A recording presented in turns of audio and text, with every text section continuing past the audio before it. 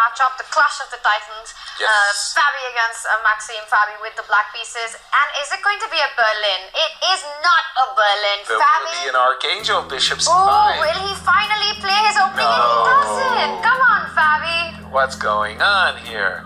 I want my money back.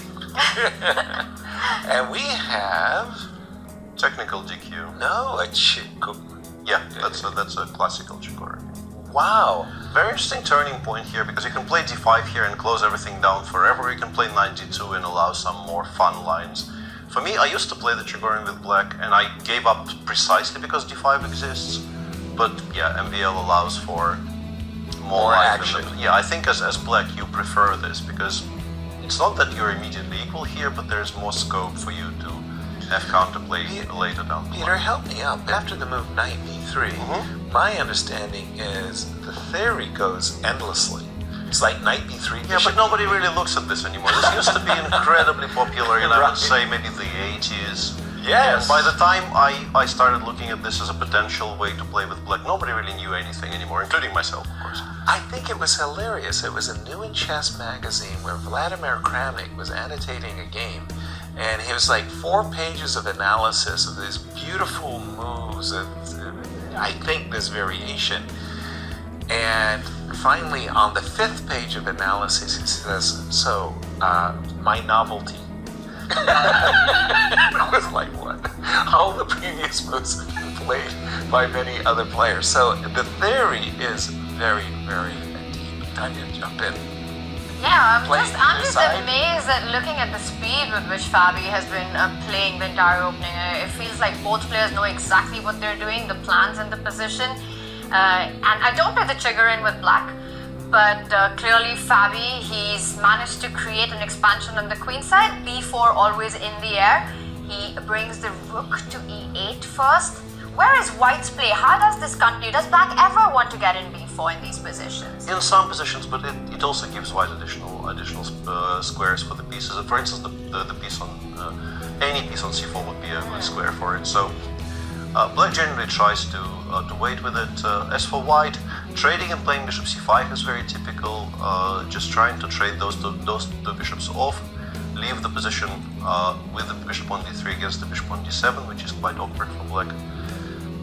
I have a feeling I've seen this before, and b5 before is playable here, for instance. Wow, that's 24 moves, and you're saying this has been played before. I have a feeling I've seen this position before, but I will not be, committing to this state. He played the first few moves with complete understanding and speed, and he's managed to create counterplay.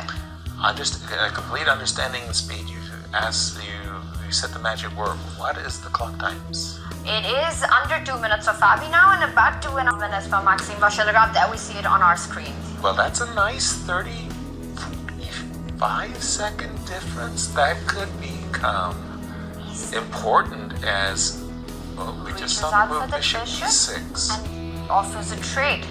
Okay, so how does that work out? Trades everything, and now we're going into a queen and a knight middle game with the e4 pawn under attack currently. I was about to say that there was an option, queen takes d3, but there was a check. I beg your pardon.